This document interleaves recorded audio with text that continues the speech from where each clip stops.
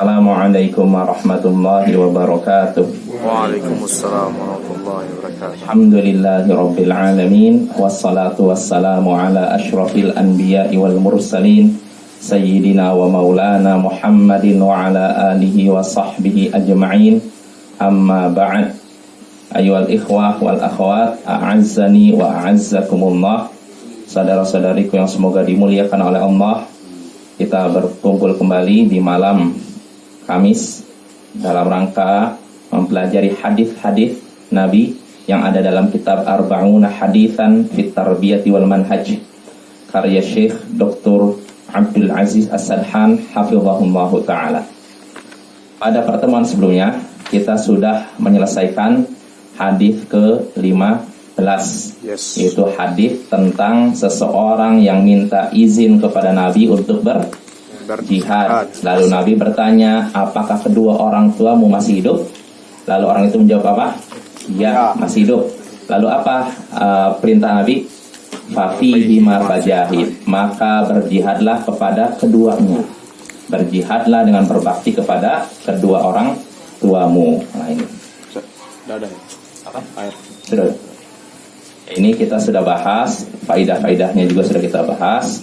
Maka hendaknya kita mengamalkan isi hadis tersebut, faidah dari hadis tersebut. Nah, sekarang kita masuk hadis baru, yaitu al-hadits sadis asyar, hadis ke-16. Qala Syekh hafizahullah an Ibnu Umar radhiyallahu ta'ala anhuma qala ata rajulun nabiyya sallallahu alaihi wasallam faqala ya Rasulullah hadithni bihadithin waj'alhu mujazan. Faqala lahu an-nabiy sallallahu alaihi wasallam salli salata muwaddi'in ka'annaka tarahu fa in kunta la tarahu fa innahu yarak wa asmi ma fi aidin nasi ta'ish ghaniyya wa iyyaka wa ma yu'tadharu minhu. Akhrajahu Tabrani fil Awsat wa huwa haditsun sahihun li syawahidihi unzur as-silsilah as-sahihah. Hadis kata Syekh hafizahullah, hadis ke-16. Jadi kita bahas hadis ke-16 ya. Sudah berapa? Tinggal tersisa 35 hadis ya. Hampir setengah. Ya, hampir setengah ya, hampir setengah. Sedikit lagi setengah hadis. Setengah buku. Ya, hadis ke-16 dari Ibnu Umar, semoga Allah meridai keduanya. Kenapa keduanya? Kan Ibnu Umar ini. Keduanya sahabat Nabi. Keduanya karena di sini yang didoakan Ibnu Umar dan ayahnya. Bapaknya itu Umar. Ibnu Umar artinya anak Umar. Ya. Ibnu Umar, ya, anaknya Umar. Semoga Allah meridai keduanya. Meridai Ibnu Umar dan Umar bin Khattab. Ia berkata, Ibnu Umar berkata, ata rajulun nabiyya sallallahu alaihi wasallam. Datang seseorang kepada Nabi sallallahu alaihi wasallam. Faqal, lalu ia berkata, ya Rasulullah, hadithni bihadithin waj'alhu mujazan. Wahai Rasulullah, sampaikanlah suatu perkataan kepadaku dan jadikanlah perkataan itu ringkas. Sampaikanlah kepadaku suatu perkataan dan jadikanlah perkataan tersebut singkat, ringkas. Faqala lahu an-nabiy sallallahu alaihi wasallam, maka Nabi sallallahu alaihi wasallam bersabda kepadanya, sholli salata muwaddi'in ka'annaka tarah. Salatlah dengan salat atau laksanakanlah salat atau salatlah salat orang yang hendak berpisah. Hendak berpisah meninggal. Apa? Meninggal. Ya, berpisah meninggal ya mungkin gitu. Salatlah salatnya orang yang hendak meninggal, seakan-akan engkau melihatnya. Fa in kunta la tarahu fa innahu yara. Kalau engkau tidak bisa melihatnya, maka sungguhnya dia melihatmu. Wa asmim ma fi aidin nas ta'ish ghaniyan, dan berputus asalah dari apa yang ada di tangan manusia, niscaya engkau hidup kaya. Wa iyyaka wa ma yu'tadharu minhu, hati-hatilah atau jauhilah perkara yang membuatmu minta uzur nantinya. Hati-hatilah atau jauhilah perkara yang membuatmu minta maaf nantinya. Hadis ini diriwayatkan Imam Tabrani dalam Awsat, dan kata Syekh di sini hadisnya sahih berdasarkan syahid penguatnya, dan ini disebutkan dalam kitab Silsilah Sahihah karya Syekh Al-Albani rahimahullah. Ya, jadi kita bahas Bapak. Di sini Ibnu Umar menceritakan datang seseorang kepada Nabi. Siapa seseorang ini? Sahabat Nabi. Sahabat Nabi. Tidak ada namanya, ya kan? Yes. Berarti terima tidak? Terima. Terima. Sudah kita bahas bahwasanya para ulama sepakat wala yadurru syak fi 'indi sahabat, kata Imam Nawawi dalam Riyadhus Shalihin, tidak membahayakan suatu hadis, suatu riwayat ketidaktahuan akan jati diri seorang sahabat. Jadi kalau dalam satu riwayat di situ ada seseorang bertemu Rasul, berarti kan sahabat kan? Tidak disebutkan namanya, lahirnya di mana, namanya siapa, maka riwayat seperti ini tidak bermasalah. Artinya bisa diterima. Ya, ini berdasarkan kesepakatan para ulama. Ya, jadi ketidaktahuan akan jati diri sahabat dalam suatu riwayat tidak membahayakan riwayat tersebut. Nah, ini kalau sahabat. Ada pun kalau setelah sahabat tabi'in, era tabi'in, kalau ada yang tidak dikenal, ini bisa bikin riwayat tersebut tertolak, bisa lemah, bisa seterusnya tidak diterima. Tapi kalau yang tidak dikenalnya sahabat, ini masih bisa diterima. Ya, sepakat para ulama dalam hal ini. Datang seseorang kepada Nabi SAW, lalu dia berkata, wahai Rasulullah, sampaikanlah kepadaku suatu perkataan dan jadikanlah itu ringkas. Artinya sampaikanlah kepadaku perkataan yang ringkas, istilahnya gitu. Singkat, tidak usah terlalu panjang ya. Wahai Rasulullah, sampaikanlah kepadaku suatu perkataan dan jadikanlah itu ringkas. Maka Nabi SAW pun bersabda, sholatlah engkau sholatnya orang yang hendak berpisah.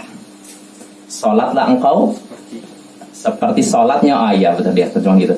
Sholatnya engkau seperti sholatnya orang yang hendak berpisah, orang hendak meninggal. Orang kalau hendak meninggal, tahu misalkan besok nanti 2 jam lagi akan meninggal, kira-kira sholatnya bagaimana? Khusyuknya luar biasa, bisa jadi nangis terus ya kan. Nah, Nabi katakan sholatlah engkau seperti sholatnya orang yang hendak berpisah, orang yang hendak meninggalkan dunia selama-lamanya. Maksudnya apa? Ka'annaka tarahu, yaitu engkau seakan-akan melihat Allah. Ini orang kalau sudah khusyuk begitu Bapak, seakan-akan melihat Allah. Fa in kunta la tarahu fa innahu yarak. Kalau engkau tidak bisa melihatnya, maka sungguhnya dia melihatmu. Inilah sholat orang yang ihsan, atau yang tadi disebutkan hendak berpisah ya. Berpisah dari keluarga, berpisah dengan keluarganya, berpisah dengan teman-temannya. Karena waktunya sebentar lagi dia sholatnya khusyuk, seakan-akan melihat Allah. Kalaupun tidak melihat Allah, dia merasa dilihat Allah ya. Wa asmimma fi aidin nasi ta'ish ghaniyan, dan berputus asalah dari apa yang ada di tangan manusia. Saya engkau hidup kaya, hidup berkecukupan. Berputus asalah dari apa yang ada di tangan manusia. Apa yang ada di tangan manusia? Tidak berharap. Maksudnya apa yang di tangan manusia itu? Semuanya. Kekayaan, kekuasaan, jabatan dan semacamnya. Berputus asalah dari kekayaan yang ada di tangan manusia. Berputus asalah dari jabatan yang ada di tangan manusia. Nah, kalau kita sudah berputus asa begitu, artinya kita nggak mengharapkan itu. Niscaya kata Nabi, engkau hidup kaya. Artinya Bapak, rumus untuk hidup kaya mudah. Kalau kita lihat tips Nabi, cukup kita berputus asa dari kekayaan orang lain, berputus asa dari jabatan orang lain, berputus asa dari pertolongan orang lain, bersandar pada Allah semata.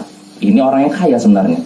Orang kaya yang sesungguhnya bukan orang yang punya rumah 3 tingkat, mobil 3, ini Mercedes-Benz misalkan, punya kapal pesiar, punya indah, itu enggak.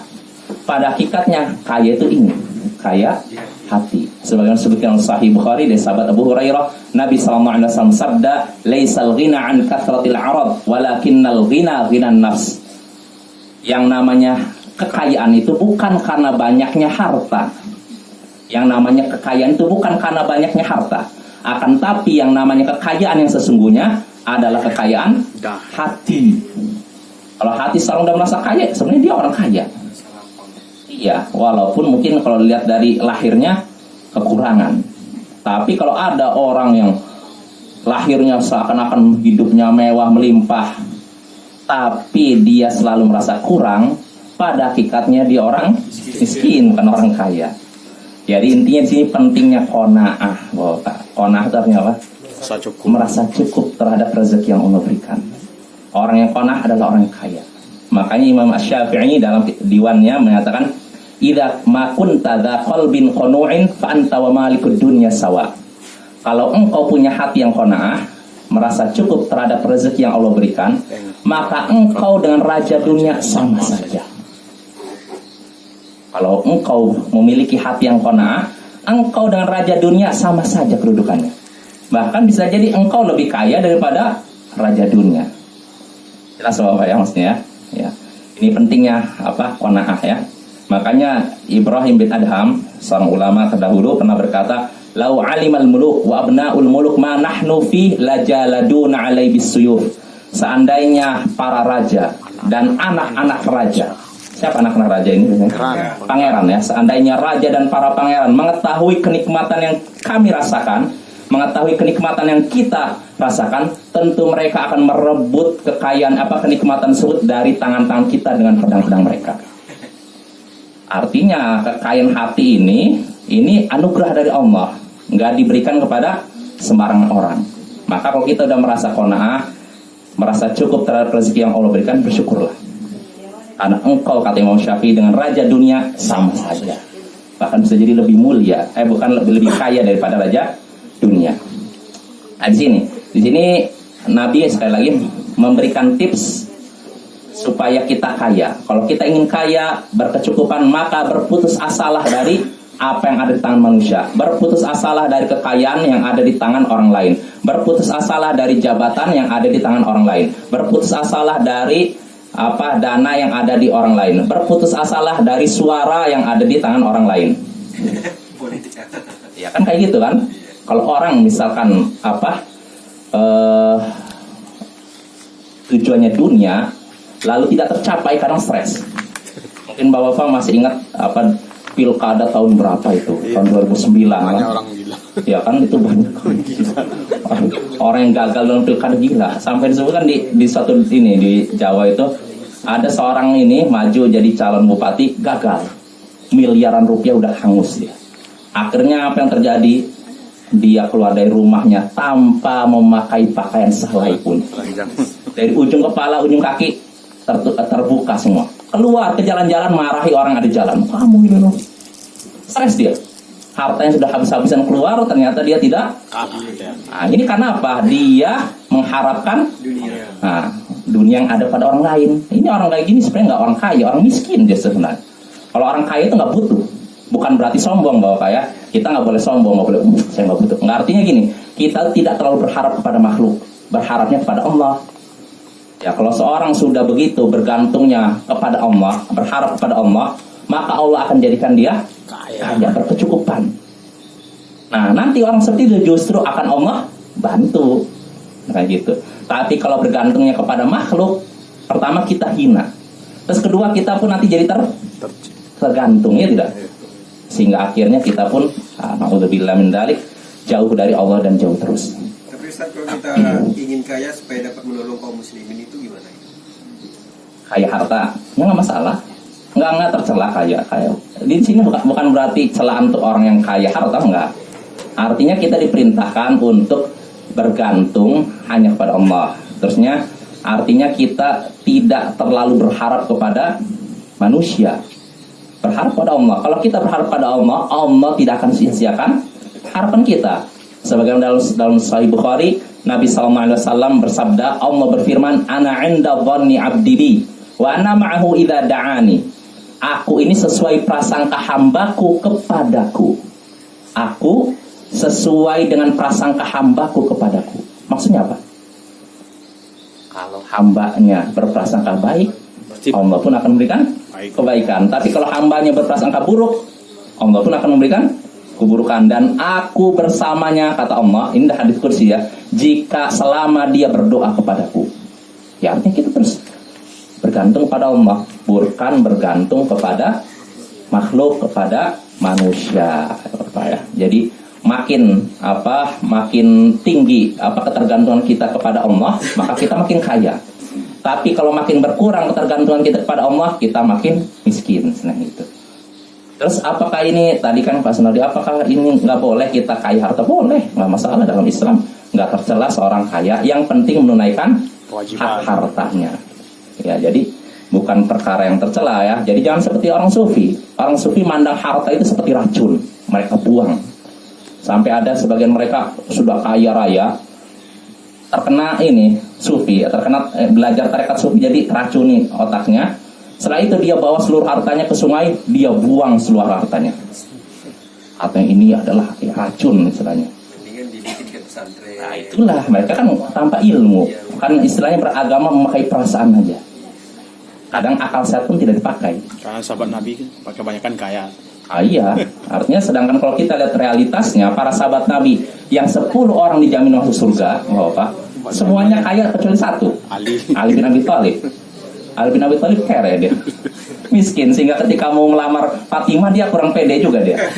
Kalau Umar pede, kan dia punya uang kan, ya, dan sahabat lain punya uang, tapi Ali agak ragu-ragu dia, karena dia nggak punya apa-apa gitu, miskin. Nah, jadi di antara 10 orang sahabat yang jamin surga, semuanya kaya kecuali satu saja, yaitu Ali bin Abi Thalib. Yang ini menunjukkan kaya itu tidak tercela. Ya, para ulama pun ada yang kaya dan ada yang tidak kaya. Itu kemuliaan seorang tidak diukur lewat harta. Dan jauhnya seorang dari Allah bukan juga diukur dari harta. Yang penting dia menjalankan perintah Allah atau tidak, melanggar larangan Allah atau tidak. Itu aja intinya. Dia bertakwa. Jadi nggak ada hubungan kaya ini, kemuliaan itu dengan kaya atau tidak. Karena kalau menurut sebagian orang sufi, kalau orang yang kaya ini orang yang jauh dari Allah. Orang miskin, orang dekat kepada Allah. Kaidah sebagian mereka begitu. Dan ini kaidah batil Bapak ya. Sekali lagi para sahabat nggak seperti itu. Nabi Sulaiman Kaya raya. Dan beliau adalah orang dekat dengan Allah. Maka yang namanya zuhud juga Bapak, patokannya bukan pada lahir, tapi sini nih. Kalau seorang memang hatinya tidak bergantung pada dunia, tidak melekat pada dunia, walaupun kekayaan mengitari dia adalah orang zuhud terhadap dunia. Jelas Bapak ya.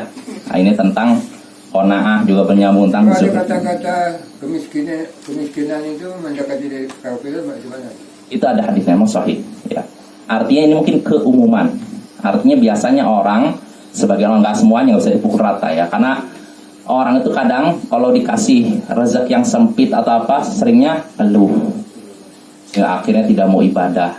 Walaupun ini tidak semuanya Bapak ya, ada orang sabar memang, dia disempitkan rezekinya, dia sabar, ini orang yang mulia ya. Tapi ada sebagian orang, dan mungkin bisa jadi banyak, makanya Nabi menyatakan demikian, karena yaitu ketika disempitkan rezekinya dia ngeluh, berkeluh kesah. Saya gimana nih hidupnya kesusah ya, ekonomi ini semakin sulit yang sekarang.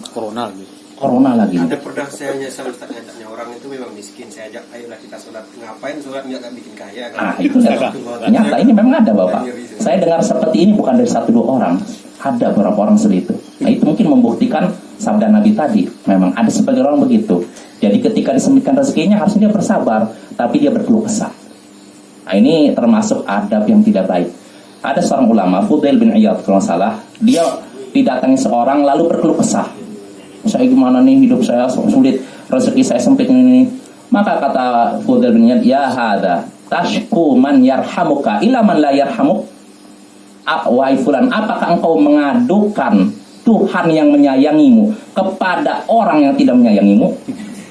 Jelas Bapak maksudnya. Apakah engkau mengadukan takdir Tuhanmu yang menyayangimu kepada orang yang tidak menyayangimu? Artinya jangan kamu malah mengadukan Tuhanmu kepada saya, gitu loh. Harusnya kamu mengadu kepada Allah. Ya Allah, saya ini nggak masalah. Kalau kita berkeluh kesah, artinya kepada Allah, ya Allah, kenapa? Ya Allah, berilah saya pertolongan, rezekiku sudah begini, nggak apa-apa. Tapi kalau kita curhatnya kepada manusia, nah ini nggak boleh. Ini bisa bertentangan dengan sifat sabar. Sabar ini hukumnya apa Bapak? Wajib. Ya, wajib. Ya, adapun di atasnya ridho ini sunnah. Ya, arti syukur itu lebih ini lagi sulit. Kita mungkin tingkatannya paling rendah ya sabar. Jangan sampai di bawahnya berkeluh kesah. Ini haram. Ya makanya inilah sabar sekali lagi ini mudah diucapkan tapi prakteknya luar biasa. Ya kita mungkin ya saya sabar. Mulutnya kita, tapi hatinya rasanya gimana gitu. Inilah nggak mudah, makanya harus dilatih ya. Wa man yatasabbar yusabihullah, kata Nabi dalam Sahih Muslim, siapa yang berusaha sabar, Allah akan membuatnya jadi sabar. Artinya apa Bapak? Mungkin kita pertama sulit sabar, tapi kalau dibiasakan lama-kelamaan sabar ya. Rasa manis. Ya, ya, jelas Bapak ya. Jadi kita lanjut lagi. Jadi kata Nabi, berputus asalah dari apa yang ada di tangan manusia, niscaya engkau hidup kaya, hidup berkecukupan. Wa iyyaka wa ma yu'tadzaru minhu, hati-hatilah atau jauhilah perkara yang membuatmu minta uzur nantinya. Tak maaf. Hati-hatilah atau jauhilah perkara yang membuatmu minta maaf nantinya. Maksudnya apa? Jangan sampai engkau melakukan sesuatu, nanti di kemudian hari atau setelahnya kamu, aduh saya maaf ya, menyesal. Apa contohnya? Suatu perkara yang kalau dilakukan, nanti akhirnya kita minta maaf ya, saya udah terlanjur. Jangan. Makanya jauhi. Jangan sampai kamu melakukan suatu perbuatan, di kemudian hari engkau menyesal lalu minta maaf atau minta uzur. Ya contohnya begini, ada sebagian orang mudah emosi, mudah suudzon. Ketika dengar seseorang misalkan, oh orang ini mencela saya ya, dia dengar dari berita dari seorang, si fulan katanya berbicara tentang kamu gini, langsung emosi, tidak tatabut dulu, padahal bisa jadi orang ini ngadu domba. Iya. Jelas Bapak ya? Iya. Akhirnya udah datang ini marah-marah, bahkan bisa jadi pukul, kamu ini kurang ajar. Nah setelah itu, setelah ditenang emosinya, dikasih tahu dia nggak bersalah apa-apa. Akhirnya apa yang dia lakukan? Maaf ya. Nah ini jangan seperti itu. Jangan sampai melakukan suatu perkara nanti kamu setelahnya minta maaf. Artinya harus berpikir panjang, jangan tergesa-gesa. Ada hubungannya dengan sabar juga sebenarnya. Oh iya sebenarnya begitu. Dan para ulama juga memberikan contoh bisa juga seperti ini. Jangan melakukan suatu perbuatan yang bisa menimbulkan fitnah, sehingga akhirnya kamu, aduh saya nggak seperti itu kok. Jelas Bapak. Contohnya beginilah. Misalkan saya mau bertemu dengan Andi di suatu tempat yang di situ ada maksiat. Nah sebenarnya ketika saya bertemu dengan Andi, kan tujuannya bukan untuk maksiat kan? Tapi orang taunya itu tempat maksiat. Nanti saya ngobrol sama Andi, setelah itu keluar, ada orang yang nyaksikan saya, Pak Sunardi misalkan, saya ke tempat maksiat ya. Akhirnya jadi apa? Buah bibir. Wah, buah bibir, berprasangka buruk kan. Nah akhirnya saya di kemudian hari mengumumkan di majelis ini, Bapak sebenarnya saya datang sana bukan untuk maksiat, saya untuk menemui Andi. Nah jangan seperti itu. Jangan melakukan suatu perbuatan yang di kemudian hari engkau minta uzur, minta maaf. Jelas Bapak contohnya? Ya ini bisa seperti apa contoh lain? Ya kurang lebih mirip gitulah. Jadi seorang melakukan suatu perbuatan sehingga akhirnya karena dia tidak mikirkan akibatnya, di kemudian hari dia minta maaf, minta uzur. Walaupun tidak salah, tapi sudah bikin orang suudzon, berprasangka buruk sangkanya kepada dia. Apalagi zaman sekarang, Ustaz. Seperti apa contohnya? Apalagi zaman sekarang. Iya. Contohnya apa? Seperti apa contoh lain? Kirim berita, tahu-tahu beritanya hoax. Itu juga diantaranya. Hati-hati ya. Jangan sampai kita baru dapat berita sebentar dari orang yang menurut kita terpercaya. Padahal belum tentu dia juga neliti dulu, langsung dikirim ke share yang lain. Nanti sudah tersebar beritanya ribut, baru salah saya salah kirim. Wah, kena. Nah ini juga harus hati-hati Bapak. Begitu juga nih Bapak, ini terkait ini juga. Jangan mudah bermusyawarah sama sembarang orang. Nah ini juga penting. Ini bisa jadi ke sini. Karena kalau kita bermusyawarah sama sembarang orang, misalkan masalah rumah tangga atau masalah pribadi atau masalah dakwah sekalipun ya, orangnya ini nggak jelas, nggak sikapnya gimana, kita musyawarah sama dia. Akhirnya orang ini membocorkan sama yang lain sehingga timbul fitnah. Nah ini juga jangan sampai nanti di kemudian hari, oh ya saya minta maaf. Jangan sembarangan. Kata Umar bin Khattab, jangan bermusyawarah sama orang yang tidak takut kepada Allah. Artinya sembarangan orang sehingga akhirnya yang kenanya kita sendiri itu. Jadi kalau kita mau bermusyawarah sama orang yang terpercaya, baik agamanya, baik akhlaknya. Karena kalau tidak, nanti akibatnya buruk bagi kita. Karena kalau yang diajak musyawarahnya nggak amanah, kira-kira bagaimana? Dia cerita lagi, ditambah-tambah, wah kacau. Nah ini pelajaran bagi kita ya. Jelas Bapak ya. Jadi kata Nabi, jauhilah perkara yang membuatmu di kemudian hari minta maaf, minta uzur. Jauhi itu. Nah ini hadits ini sahih riwayat Imam Tabrani dalam Al-Awsat, yaitu Mu'jam Al-Awsat ya. Ya, kita langsung masuk faidah dari hadis ini. Qauluhu, sabda Nabi tadi, "Shalli salata muwaddi'in ka'annaka tarah, fa in kunta la tarahu fa innahu yarah." Salatlah seperti salat orang yang hendak berpisah, hendak meninggal, seakan-akan engkau melihatnya, yaitu seakan-akan engkau melihatnya, atau jika engkau tidak melihatnya, dia melihatmu. Ya. Fihi, dalam sabda Nabi ini terdapat keterangan annastish'ara hululi khatimatil abdi 'inda ada'il ibadati yazidul 'abda khusyu'an wa ikhbatan. Bahwasanya faedah dari ini perkataan Nabi tadi, perasaan datangnya kematian tatkala sedang melaksanakan ibadah, perasaan datangnya kematian tatkala sedang melaksanakan ibadah itu akan menambah kekhusyuan dan ketundukan seorang hamba. Perasaan datangnya kematian ketika sedang melaksanakan ibadah itu bisa menambah apa? Kekhusyuan dan ketundukan seorang hamba dalam ibadah. Jelas Bapak maksudnya? Selalu jelas ya. Jadi ketika kita merasa sebentar lagi akan mati nih, sebentar lagi saya akan meninggal nih, ketika ibadah itu akan membuat kita makin khusyuk, makin konsentrasi dalam ibadah. Iya tidak? Itu tidak? Iya kan? Tapi kalau kita mikir yang masih jauh, saya masih muda nih. Wah, ini bikin seorang pikirannya kemana-mana ketika sholat. Ya. Ini sebenarnya ini juga teguran buat saya juga kan. Pikiran ini ketika sholat kemana-mana ini. Nah, ini penting nih. Jadi tips kalau ditanya bagaimana tipsnya supaya sholat khusyuk, ya ini. Sholatlah seperti sholat orang yang hendak meninggal. Itu akan ini. Tapi bukan berarti lagi sholat mikirnya kuburan terus. Enggak begitu. Karena keliru juga. Ada sebagian orang, ya mungkin karena dia belum belajar bahasa Arab, belum bisa ini, kata dia kalau mau khusyuk itu kamu mikirnya kubur terus saja pokoknya. Nah keliru juga. Nanti kalau ayatnya lagi berbicara tentang surga, dia mikirnya kuburan terus. Enggak juga. Ya. Artinya, ya itulah pentingnya bahasa Arab ya. Pentingnya belajar tafsir. Jadi ketika kita baca ayat Al-Quran, kita bisa menghayati. Misalnya Allah menyebutkan tentang surga, kita langsung terbayang surga. Menyebutkan neraka, terbayang neraka. Menyebutkan tentang siksa terhadap orang kafir, kita terbayangkan siksa orang kafir. Nah itu Bapak ya. Jadi bukan mikirnya kubur terus ya.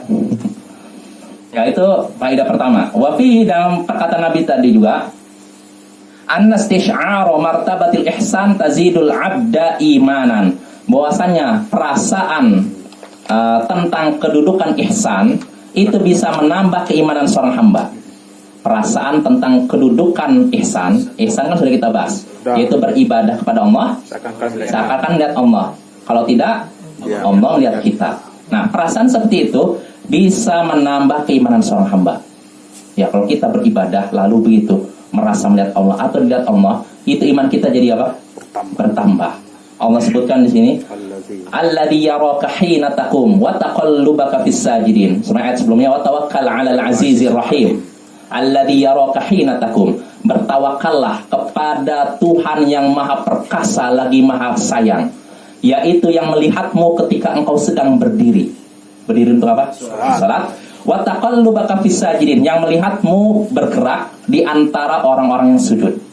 Yang melihat perubahan gerak badanmu di antara orang-orang yang sujud. Nah ini.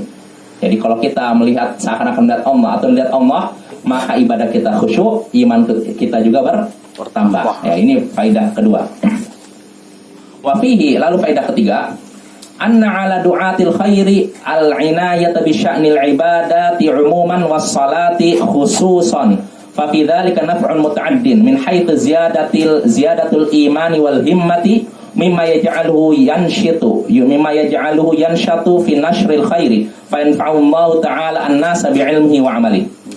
Dalam kalimat sabda Nabi tadi, salatlah engkau seperti salat orang yang hendak berpisah. Kalau engkau seakan-akan engkau melihatnya, kalau engkau tidak melihatnya, dia melihatmu. Nah, dalam kalimat ini terdapat faedah bahwasanya hendaknya bagi dai-dai yang mengajak kebaikan, hendaknya orang-orang yang mengajak kepada kebaikan memperhatikan, mempunyai perhatian terhadap urusan ibadah secara umum dan sholat secara khusus.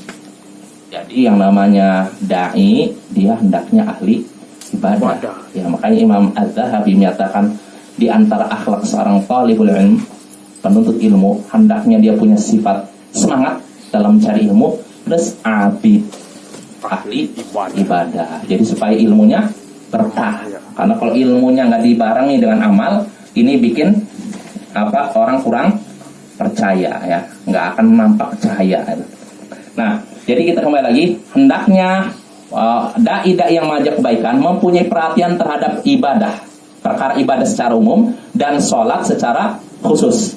Kenapa? Karena dalam hal demikian terdapat manfaat yang menular. Tadi artinya apa ya? Manfaat yang banyak. Menarik ya, mengajak. Manfaat yang tersebar atau apa istilahnya? Manfaat yang bermacam-macam lah gitu. Ya, dari mana? Pertama, di mana imannya bertambah. Dari sisi bertambahnya iman dan bertambahnya semangat. Artinya begini, kalau seorang memperhatikan sholat, dia imannya akan bertambah dan semangatnya untuk melakukan ibadah pun bertambah.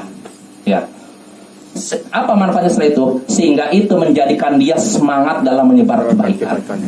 Kalau dia udah semangat, dia jadi semangat untuk menyebar kebaikan, sehingga akhirnya Allah pun memberikan manfaat kepada orang-orang lewat ilmunya dan amalnya.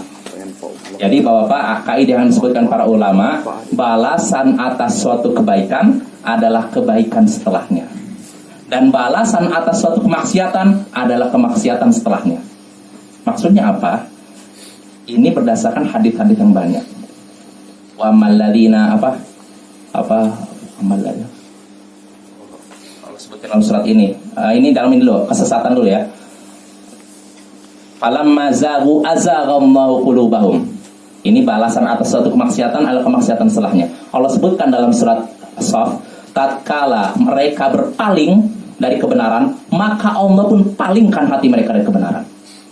Artinya apa? Kalau seorang sudah terjatuh dalam kesesatan kemaksiatan, tidak langsung tobat, nanti kesesatannya makin bertambah. Terus. Iya. Balasan atas suatu kemaksiatan adalah kemaksiatan setelahnya. Contohnya, kata para ulama, contohnya kalau kita memandang wanita yang bukan mahram, kita melihat, kalau tidak langsung tobat, nanti kemaksiatan ini menyeret ke maksiat berikutnya. Apa maksud berikutnya setelah mandang? Ini dulu lah, nggak langsung nyentuh lah. Udah lihat langsung sapa kan? Udah sapa langsung berdekatan langsung bersentuhan, lalu terjadilah. Ini kaidahnya kata para ulama, balasan atas suatu kemaksiatan adalah kemaksiatan setelahnya. Kalau tidak segera bertobat, nanti kemaksiatan nyeret yang lebih parah. Itu maksiat, begitu juga ketaatan. Seorang misalnya di sini disebutkan Syekh, dia rajin sholat. Kalau orang udah rajin sholat, biasanya rajin yang lain juga. Makin semangat. Nah, termasuk rajin di sini untuk menyebarkan ilmu. Gimana yang baru-baru ini kejadian Ustaz? Yang mana itu? Sampai dihukum semua itu apa sudah hukum mati itu? Oh, yang Syiah itu. Apa pengurus kompres apa itu yang Syiah. Oh, yang Syiah itu. Iya, 13 santri di Ini kan kurang kuman seumur hidup. Seumur hidup mana?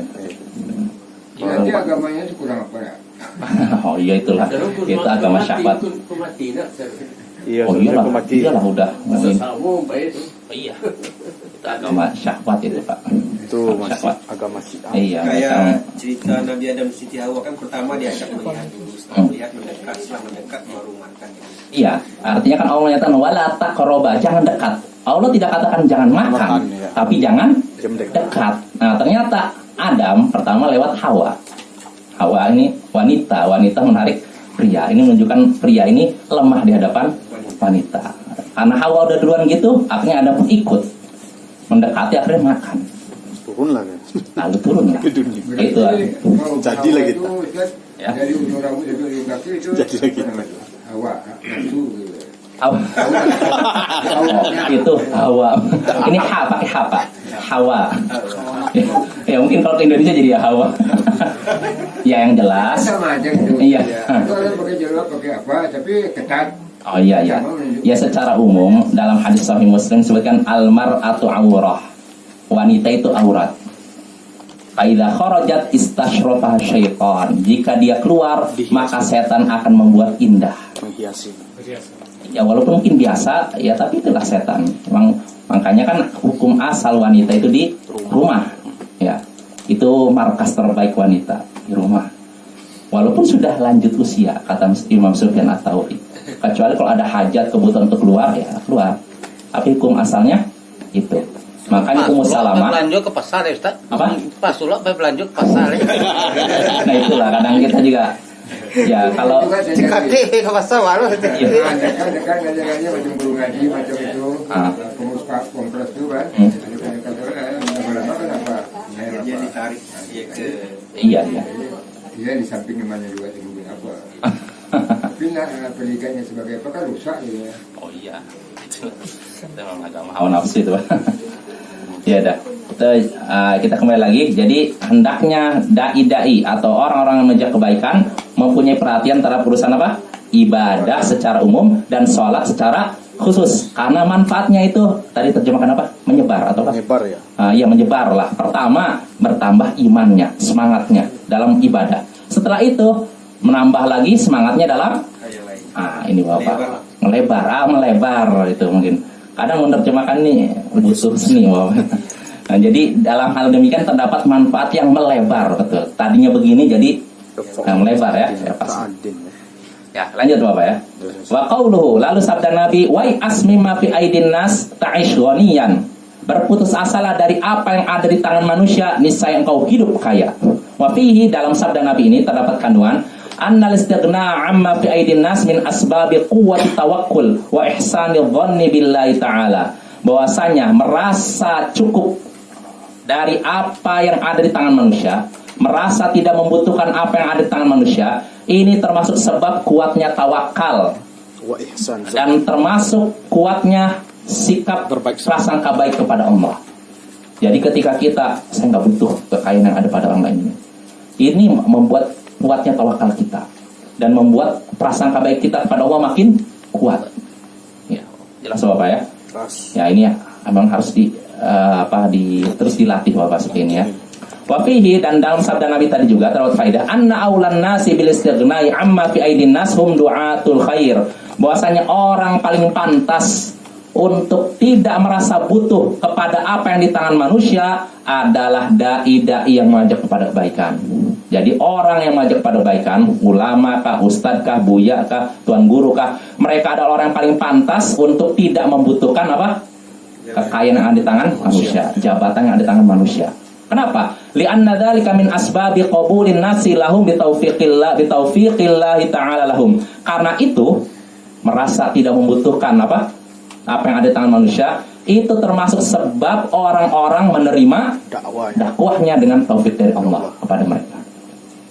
Jadi yang namanya dai, ulama dan semacamnya, mereka mengharapkan kebaikan untuk masyarakat dan tidak mengharapkan kebaikan dari masyarakat. Bisa dibedakan Bapak?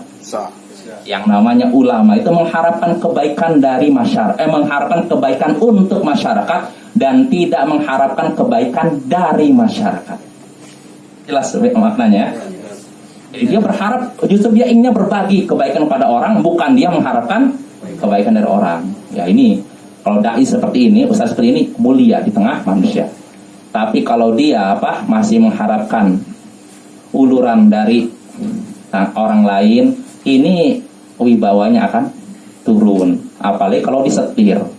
Berarti sama dia menjual agama tuh Ustaz? Yang mana Pak? Yang mengharapkan kebaikan dari orang lain tuh? Iya, kalau dia benar niatnya ketika ngajar agama semata-mata itu bisa menjual agama. Iya, itu bisa syirik. Itu, Ustaz? Menjual ayat-ayat itu haram Pak, bisa syirik.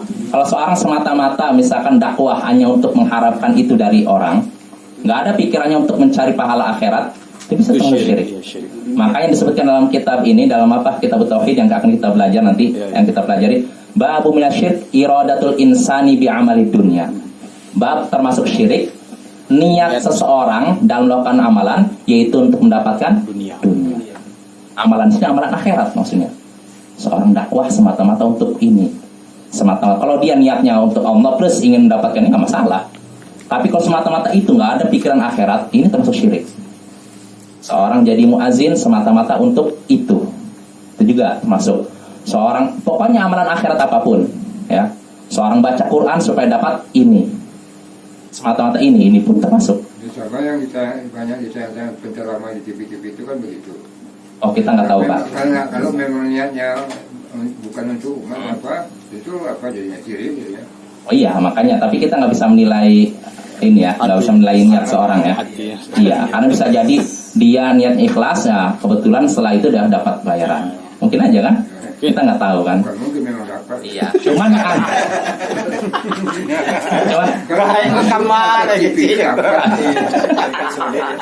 cuman yang anehnya Pak, ini ada ya, mungkin udah pernah dengar lah, ada seorang ustaz nggak mau datang ke ini karena ongkosnya kurang katanya. Harusnya dia naik ini pesawat Garuda kelas eksekutif, biaya hotel gini-gini, kurang katanya, nggak mau datang. Nah ini dikhawatirkan termasuk itu. Kadang-kadang kan dia sebagai ustaz dikomersilkan untuk mendapatkan materi. Betul. Ya, yang jadi apa kan kita masuk apa gitu.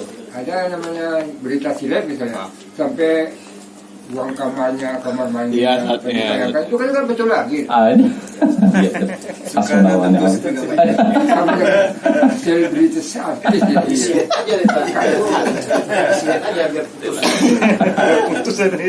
Udah habis ya, guys ya.